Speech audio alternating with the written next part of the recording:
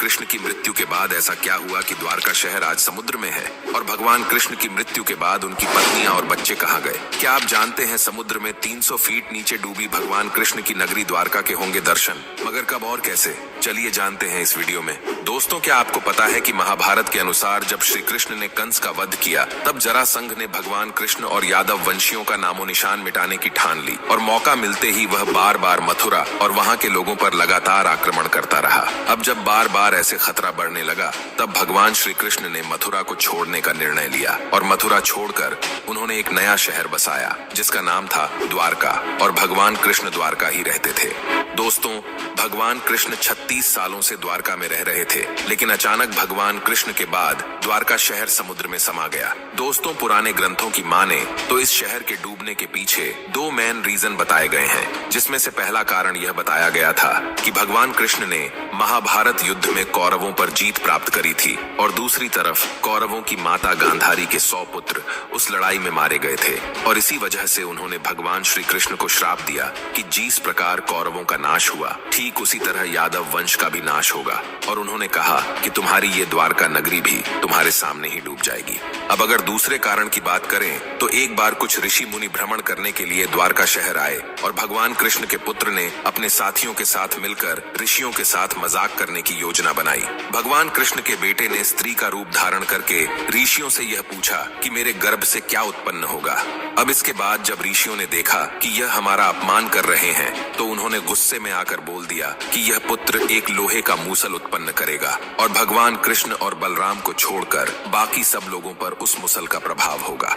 अब इसके बाद भगवान कृष्ण के पुत्र ने सच में लोहे का मूसल उत्पन्न किया और जब यह बात राजा उग्रसेन को पता चली तो उन्होंने वो मूसल तुरंत समुद्र में फेंकवा दिया और इसके बाद द्वारका में अशुभ घटनाएं घटनी शुरू हो गई, जैसे कि कभी तेज आंधी शुरू हो जाए और कभी तेज तूफान। चूहों की गिनती इतनी बढ़ गई कि रास्तों पर भी लोगों से ज्यादा चूहे दिखने शुरू हो गए। बकरे गीदड़ों की आवाज निकालने लगे। सिर्फ इतना ही नहीं, गाय के पेट से गधे और नेवले के गर्भ से चूहे पैदा होने शुरू हो गए।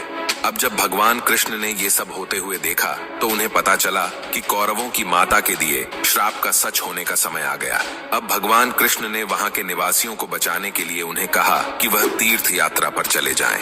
अब दोस्तों, सभी समुद्र किनारे जाकर आवास करने लग गए और एक दिन ऐसा हुआ कि वहां पर किसी कारण लड़ाई हो गई और उस लड़ाई में भगवान कृष्ण के सारे पुत्र मारे गए। अब अपने पुत्रों की मृत्यु से भगवान कृष्ण को बहुत गुस्सा आया और उन्होंने एक मुट्ठी घास उखाड़ ली और जैसे ही घास आती वो लोहे की मूसल बन जाती, और ऐसा ऋषियों के श्राप की वजह से ही हो रहा था और यहाँ से यादव वंशियों का अंत हो गया और भगवान कृष्ण ने गुस्से में आकर सभी सूरमाओं का वध कर डाला। अब इसके बाद भगवान ने अपने दोस्त से कहा कि वो जल्दी से जाकर अर्जुन को ले आए और उसे सारी घटना के बारे में बता दे ताकि वो सारे गांव वालों को एक सुरक्षित जगह ले जाएं। अब इसके बाद जब भगवान कृष्ण जंगल में अपने भाई बलराम के पास गए तो बलराम जी समाधि में लीन थे और अचानक से उनके मुंह से एक सफेद रंग का सांप निकला और समुद्र में चला गया। वो कोई साधारण सांप नहीं था क्योंकि उसके बहुत सारे सर थे। अब कुछ देर बाद बलराम ने अपने शरीर को त्याग दिया।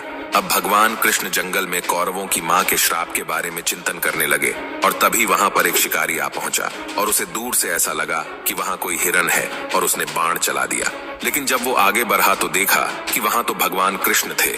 अब भगवान कृष्ण तो इसके बाद नहीं रहे और दूसरी तरफ जब अर्जुन द्वारका पहुंचे तब भगवान कृष्ण के पिता ने अर्जुन को बताया कि अब ये शहर डूबने वाला है। अब इसके बाद अर्जुन वहां से सभी निवासियों को मंत्रियों की मदद से इंद्रप्रस्थ की सुरक्षित जगह ले गए, लेकिन उनके वहां से जाने से पहले भगवान कृष्ण के पिता ने प्राण त्याग दिए और अगले ही दिन सोने से सजी द्वारका नगरी समुद्र में डूब गई। दोस्तों, एक रिपोर्ट के मुताबिक समुद्र में द्वारका शहर के पुराने सबूत मिले थे जिसमें कुछ तांबे के सिक्के भी मौजूद थे और उसके बाद ये पूरा का पूरा नगर ही खोज लिया गया।